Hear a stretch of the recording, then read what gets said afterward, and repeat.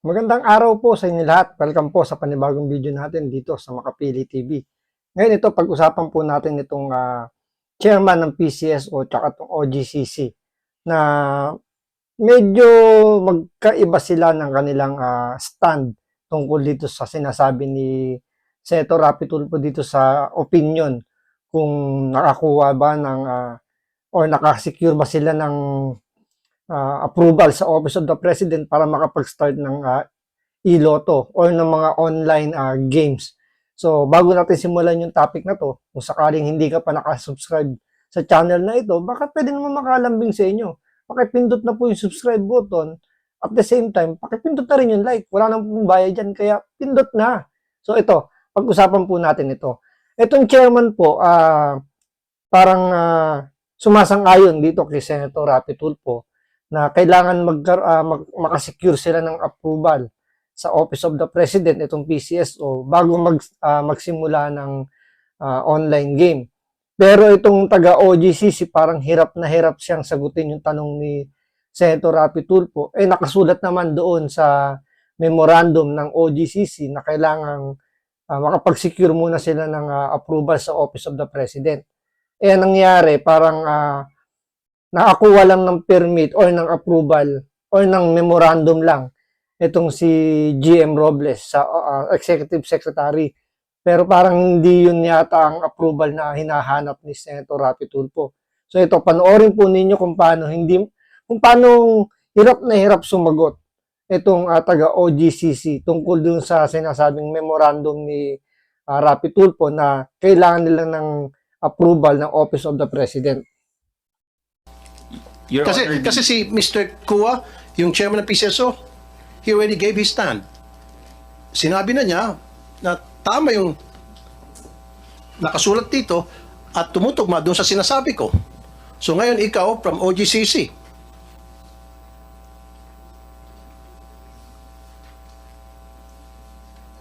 kasi itong dokumento to galing sa inyo eh.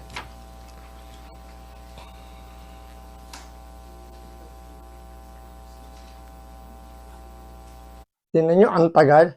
Ang tagal sumagot ng taga-OGCC. Nakasulat naman dun yung tinatanong ni Senator Rapi Tulfo. Babasahin niya lang.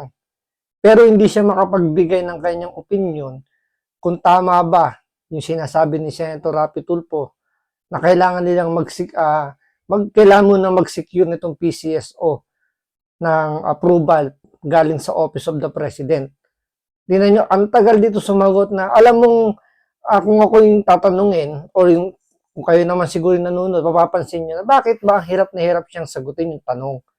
Meron parang parang lumalabas meron siyang pinagtatakpan or ayaw niya lang sumagot ng alanganin kasi representative lang siya diyan. Hindi naman talaga siya yung dapat na nakaupo diyan, dapat may mas mataas sa kanya, pero yun nga, gaya ng nangyari, representative yung pinadala na ito, hindi alam ang kanyang isasagot.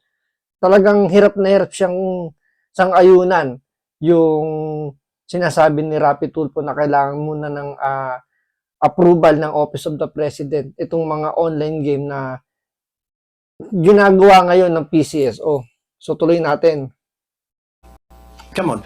Kung kinakailang hanggang madaling araw tayo na alas 12 rito, I won't mind. Promise. Comsec, mag-ready ka nga ng mga kumot banig dyan. Hindi nga. Gusto ko opinion ng OGCC kasi nakakuha ko na ng opinion mula sa PCSO from Chairman Juni Kua na sinasabing yung online lotto, e-lotto, ay covered dito. Yun ang pagkakaintindi ko. Am I right, Mr. Kua? Para kunin ko ng opinion ng OGCC. Ito, chairman ng PCSO ang sasagot kung tama yung sinasabi ni Senator Rapi Tulfo. Parang kahit pa paano, parang gustong mangyari ni Senator Rapi Tulfo na itong OGCC magkaroon ng parang reference. Kasi sumang-ayon na nga yung chairman eh.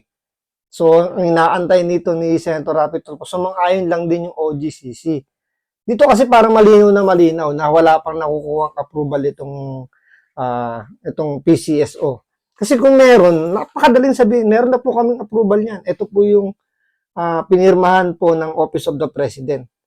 Pero lumalabas kasi parang wala namang inilabas na binigyan sila ng approval So, ang pinakita niya lang or ang binasa niya lang, parang memorandum na siya pwede na silang magsimula. Dahil nga test run lang yung kanilang parang pinaalam nila is test run lang. So, lumalabas, wala talagang permit or wala pang approval ito. Kaya nga, ito, sinabi nga ni Rapi Tulfo, itong chairman ng PCSO, magkaiba po yung chairman tsaka yung, yung general manager.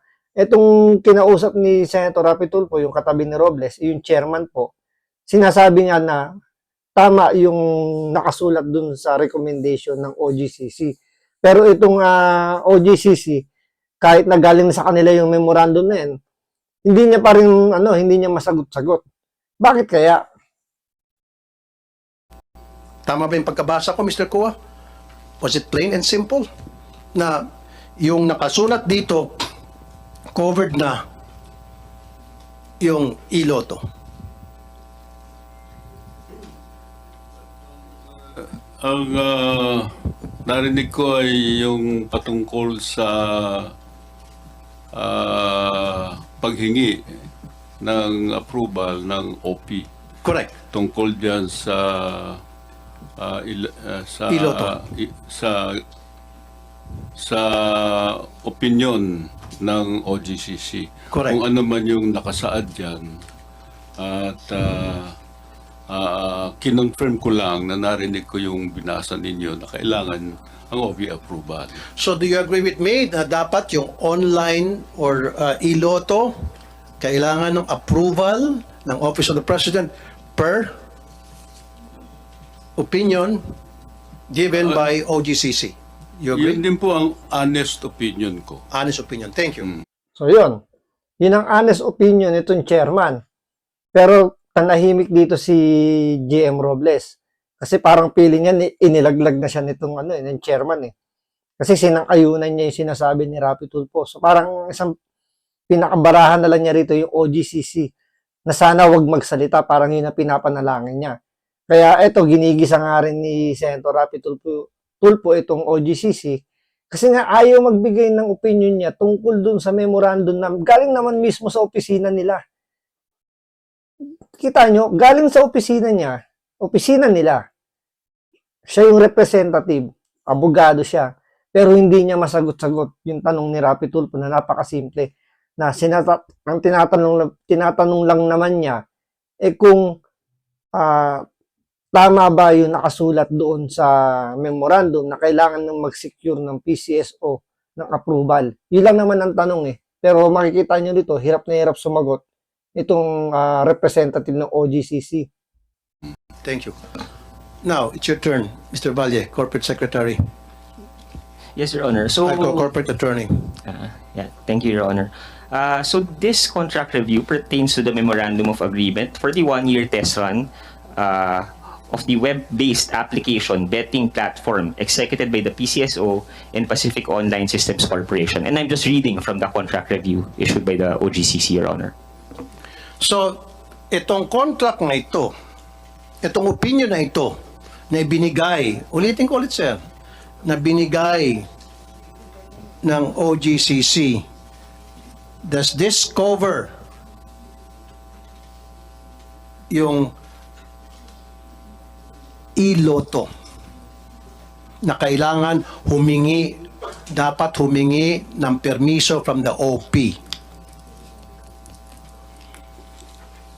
Diyan, binagala na ni Rapi Tulfo yung tanong para mas maintindihan nitong representative ng OGCC. Ang tinatanong lang naman niya, napakasimple. Dapat ba kumuha ng approval itong PCSO para sa kanilang online game? Yun lang ang tanong. Oo, hindi lang naman ang sagot dun Pero tingnan mo, ang dami pang paligoy-ligoy. Simple lang po yung tanong ko, sir, na nahirapan po kayo. Kasi ang pagkakalam ko, lahat ng government-owned corporation, any kind of transaction they should enter into, any kind of entity, they should get the permission of the Office of the President. That's plain and simple. I'm not a lawyer, but I know that because I read some articles and I read some procedures, policies pertaining to that. May magagalit na naman dito kay Senator Rapi Tulfo na sinasabi niya hindi siya abogado pero naiintindihan niya kailangan na, kumbaga yung pasikot-sikot, kahit di siya abogado, naiintindihan niya. So, may maroon na magagalit na naman kay Senator Rapi Tulfo na feeling niya nasasagasaan na naman siya. So, anyway, yung tanong lang naman napakasimple. Ang tanong lang din naman bakit hindi niya masagot? Di po ba? Yun lang naman ang tanong ni Senator Rapi Tulfo, ba't di niya masagot?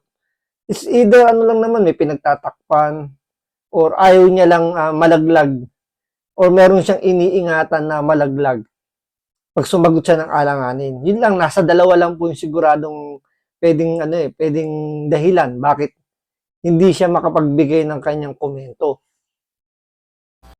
And you are a lawyer and you don't know and kailangan mo pa maghanap. My apologies for that, Your Honor. I'd rather be careful because I don't want to mislead the Honorable Senator, Your Honor. But basically, based on my No, we're not purposes, misleading anybody. Doon lang tayo sa dokumento. Stick with whatever is written in the document. In these documents. Di ba? Lawyer po kayo, di ba? Kung ano yung nakalagay dito, ganun naman dapat pag mga lawyer, di ba? Stick to documents, wala dapat tayong mga hearsay, walang kulang, walang dagdag, walang bawas. Di ba?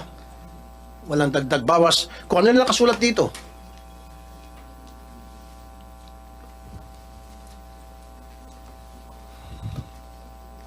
basically, the opinion has 4 points, Your Honor. Number one, that the procurement of WABP pertaining to the Memorandum of Agreement that was given to me is within PCSO's mandate. Second, that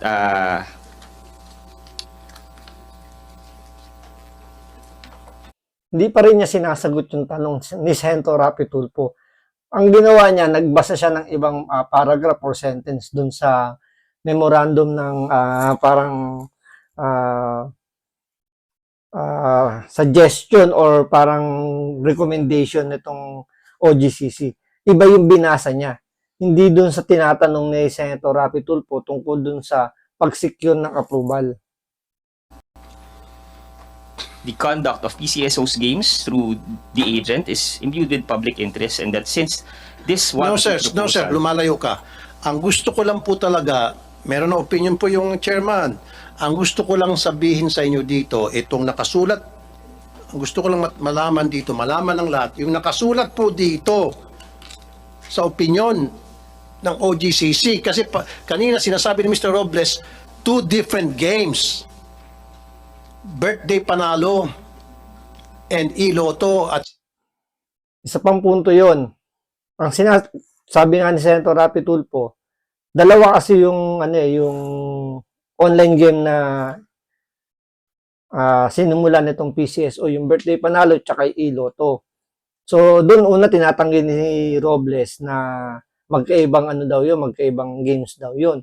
Pero ang system pareho silang online. So pasok doon sa sinasabi nung memorandum ng opinion ng OGCC na kapag online game, kailangan nilang mag-secure ng approval para doon sa Office of the President. So, tinatanong ngayon ni Senator Rapi Tulfo itong OGCC kung tama ba yun nakasulat doon sa opinion ng OGCC. Kasi OGCC siya siya yung representative. So, galing sa kanilang opisina yung memorandum na yon. So, tinatanong doon ni Senator Rapi Tulfo na tama ba na mag-secure muna ng approval sa Office of the President bago i-start yung mga online game.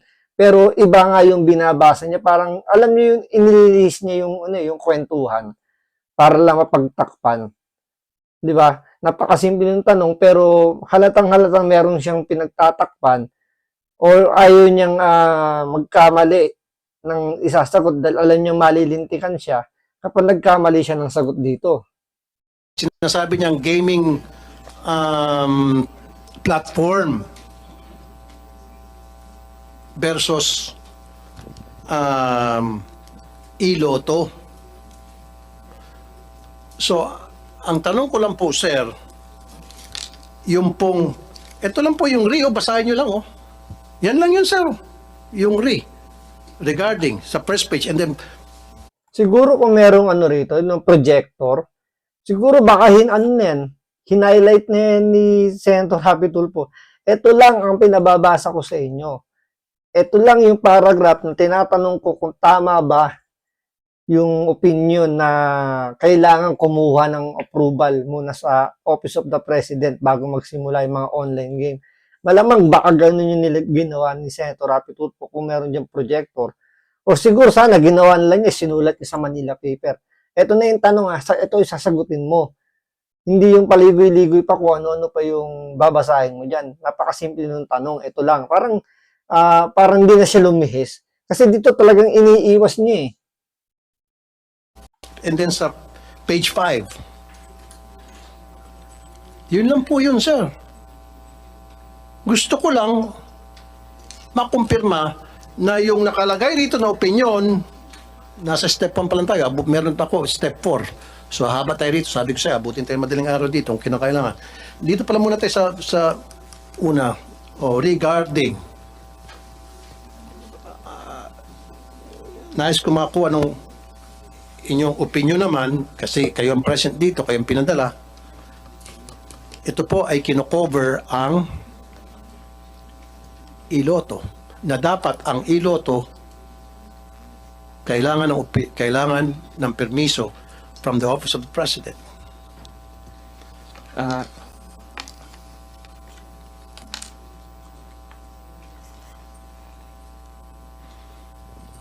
Diyos ko po, napakatagal sumagot nitong representative ng OGCC. Hindi mo maintindihan kung ano ba yung tumatakbo sa utak niya eh.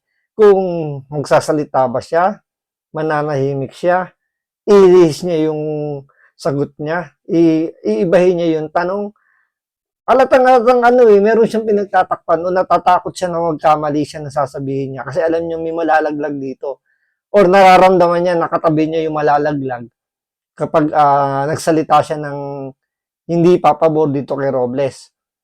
Kapag sumang-ayon siya kasi na kailangan mag-secure ng approval itong PCSO para sa mga online game, tapos na ang laban, laglag tong si Robles.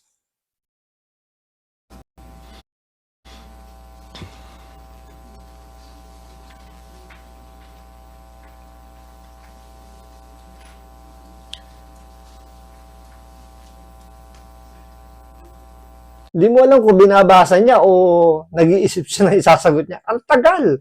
Ang tagal yung nakapost yan.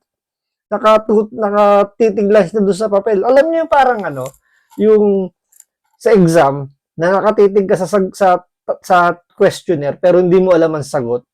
Na nag-iisip ka ng ano pwede kaya isagot dito. Pero alam mong, hindi mo alam yung isasagot mo. Nag-iisip ka na ipapalusot mo.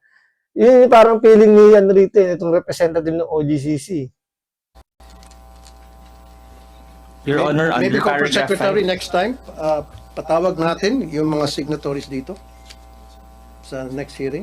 Yun yung maganda doon. Ipatawag yung mga signatory. Talagang pag gantong representative, mahirap pigain to kasi nga, it's either hindi to sumagot ng diretso, puro pahaging. Kasi nga takot siyang magbitaw ng mga isasagot dahil alam niya na pwede maka-apekto ito doon sa kanyang mga boss na pwedeng ikalaglag ng trabaho niya, ikalaglag ng kanyang karir. 'Di ba? Kasi nasa siya, parang nasa top level na siya kasi corporate lawyer na siya ng OGCC. So, hindi naman parang kung malalaglag siya doon sa posisyon na yun, sayang naman. Kaya nga, ingat na ingat siya rito sumagot. To the end na halos hindi na nga siya sumagot kasi nga baka magkamali siya. I want them to be here. Okay, kasi itong pinadala nila, nagdidili-dali, nag-alanganin sa mga sagot niya. Go ahead po, Attorney Valle, sir. Attorney Del Valle. Sir. Your Honor, under paragraph 5, page 23 of the contract review, 2404, it is PCSO was reminded that most importantly, the requirement under PCSO Charter requiring prior approval from the Office of the President to undertake a mobile or online betting platform Yun. should be observed, Your Honor. Exactly. Thank you. Game over. So yun, sumagot na rin yung OGCC na pumapabo sa sinabi niya ni Senator Rapi Tulfo na kailangan talagang mag-seek muna ng approval sa Office of the President kapag mag-start ng online game. So dito, makikita na inilaglag na si GM Robles nitong chairman tsaka nitong taga OGCC. So paano pa ito lulusutan ni GM Robles? So antayin pa po natin yung mga susunod pang kabanata ng kanyang hearing dito sa Senate. Talagang magiging magiging memorable sa kanya itong pag-upo niya diyan sa harap ni Rapi Tulfo. So maraming salamat po.